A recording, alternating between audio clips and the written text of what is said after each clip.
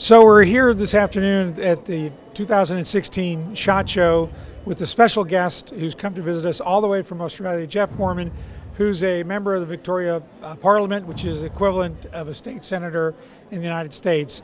And Jeff, recently, part of the United States presidential campaign, one of the candidates, Hillary Clinton, has talked about how we as Americans should look to Australia as the model for sensible gun safety regulations and laws. And I was wondering, as an Australian and a shooter and a gun owner, what you think about that. Well, thanks. First of all, thanks for having me, Larry. Well, first of all, you can look to Australia for what I would call failed gun legislation. If we're modelled as what would be a success story, then I'm really not sure what they mean by success. Back in 1996, we had a massacre in Port Arthur. And as a result of that, they took away a vast amount of firearms from legitimate shooters, people that have never done a thing wrong in their life, as you have to have done, or have to have been, to have a shooter's licence in Australia. And since then, there's been much crowing about the reduction in firearms deaths since 1996 and reduction in crime, or gun crime specifically. And whilst that is technically right, if you look before 1996, the actual deaths was dropping anyway. Statistically, the deviation after 1996 is so tiny, it matters not.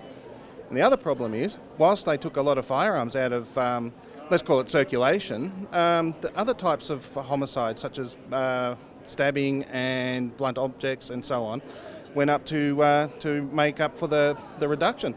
So it's really achieved absolutely nothing for a whole lot of money. It was $500 million to confiscate all these firearms from law-abiding people, and really it's been $500,000 just washed down the toilet. So the difference between Australia and the United States is that we have a Second Amendment, and so what would you say to Americans about their Second Amendment rights and looking at your experience in Australia? Well, my advice would be to give nothing. What the people that want your guns call sensible gun laws are not sensible gun laws. Sensible gun laws are ones that punish criminals. So by coming after the people that aren't the problem, all they're doing is demonstrating that it's not about public safety, it's about their ideology. You have the Second Amendment as part of your constitution, we don't. I would suggest that you think about what that actually means. And there's debate about exactly what it means, whether it's there's a militia involved, but I've also had people mention there's a comma after militia, meaning that it doesn't actually run in as a thought process. So really, everyone that wants to own a firearm, whether it's for self-defense, for sporting purposes, or because they want to, really needs to think long and hard about what's coming up and actually get off their butt, register to vote, and punish those that want to take your guns away from you for doing nothing wrong. Punish them in the ballot box. Thanks very much. And so we've heard also talk about Australia being the model that we should replicate here in the United States, and that there wasn't confiscation of firearms, it was just a buyback. And so it gives a sense or the impression that you would have an option as a gun owner in Australia as to whether or not to receive the money in the buyback. Was that true, or is that incorrect? The only option you had was to hand in your guns or go to jail. It is confiscation. I personally have been through 3 of them, one in 1989, one in 1996, and one in 2003. It's not pleasant, but as a law-abiding person, and that is what they will get a lot of people on, as a law-abiding person, we will do what we're told, and that's what they're banking on.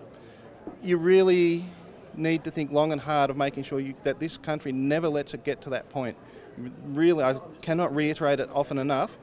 Vote is how to get rid of them. Your power is in the polling booth. Your Second Amendment won't help you if you can get someone that will change it.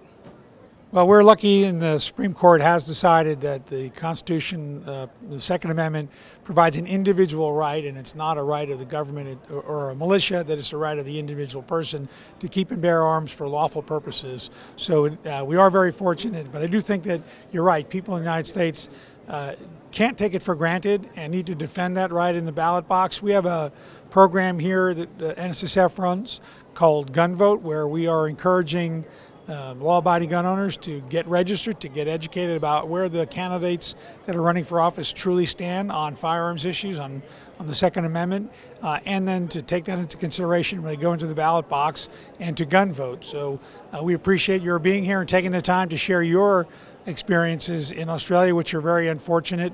And I hope that Australians will collectively come together and force the issue through the democratic process and possibly establish a Second Amendment right in Australia so that law-abiding citizens can defend themselves.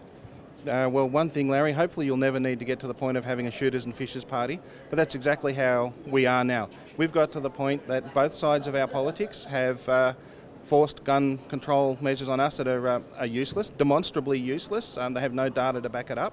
So we, being the shooters back in 1992, formed the Shooters and Fishers Party in a state called New South Wales. Anyway, fast forward to now, we have 5 people over the country, 2 in Victoria, one of them being myself, 2 in New South Wales and 1 in WA. So it can be done, but the prevention is better than cure. I really do believe that America, or the gun owners of America, really can stop this now if they mobilise now. Tomorrow is too late. So let me just ask you a couple of questions. What's your impression? This is your first time to the SHOT Show? It is. And tell me what your impression is of the SHOT Show. It's massive, I've got to say, but it's exactly the same as home in the context of everyone here, everyone I see around here is a law-abiding person. This is the gun lobby, every single person that's in here. It's not the manufacturers, it's the people that exercise their rights in this country, but also their right in the ballot box.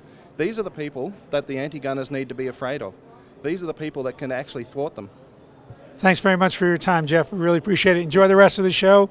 And everybody, just remember, come election day, gun vote.